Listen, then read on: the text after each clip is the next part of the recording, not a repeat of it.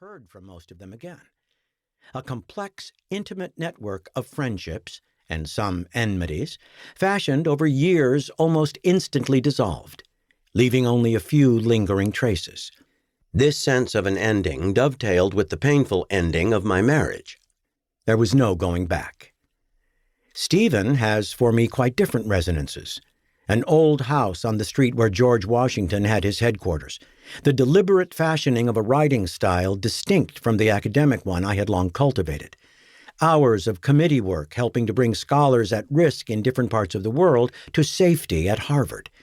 A wilderness retreat in Vermont, multiple years spent living in Berlin and in Rome, and above all, the beloved person with whom I live. If I had lived only one of what seemed to me now like two stories, if I had remained Steve and never become Stephen, would I therefore have known only one of two distinct selves? Would my life have been incomplete or unrealized? These questions are obviously quite specific to my personal history and depend as such upon a peculiar set of circumstances, including my social class, my profession, and my sex. But Adam Phillips's book served as a helpful reminder that any personal history, however idiosyncratic, is a version of a shared human condition, and therefore of a shared set of conundrums. This reminder is one of the virtues of psychoanalysis and has been since its beginnings. In psychoanalysis, after all, you are urged not only to look deeply and unflinchingly into yourself, but also to look around and take in the extent to which your particular desires and fears, here the desire and fear provoked by the possibility of either having or missing a second chance in life, are variations on universal themes. Just how ubiquitous these themes are is apparent in the history of literature, which has long taken as its province alternative or renewed or transformed existences.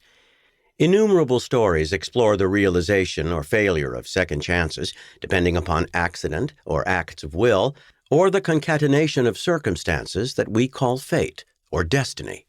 Art enables us to rehearse the experience of loss and recovery, to know the joy, as in comedy, that comes with the renewal of love and pleasure, to face the pain, as in tragedy, that comes with realizing that certain forms of damage can never be repaired. It is as if the longing for a second chance were so central to our existence as human beings that we contrive to reproduce that longing again and again in symbolic form. According to the biblical story of the flood, which has its roots in much older Mesopotamian myths, the entire life of our species is an extended second chance in the aftermath of the Creator's decision to destroy humanity once and for all. Every time we see a rainbow in the sky, we are reminded that continued human existence is contingent on a divine change of mind, a God's decision to grant us a reprieve. The flood story turns not on a species-wide reformation. The God in the story is too realistic to expect that from us. Redemption instead depends on one person, Atrahasis in the Sumerian version, Noah in the Hebrew one, whose virtue, energy, and survival instincts save the day.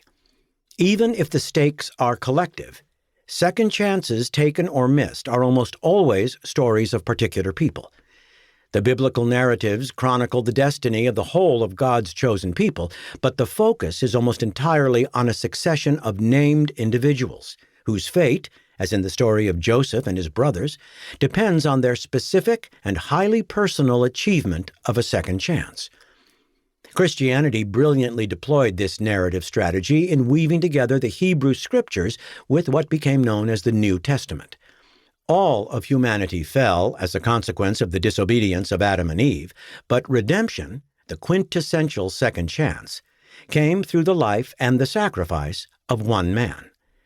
Once again, the story depends upon a single hero, Jesus of Nazareth, who undoes the general curse laid upon our entire species and makes it possible for at least some number of us, the faithful, to recover what had seemed irreparably gone.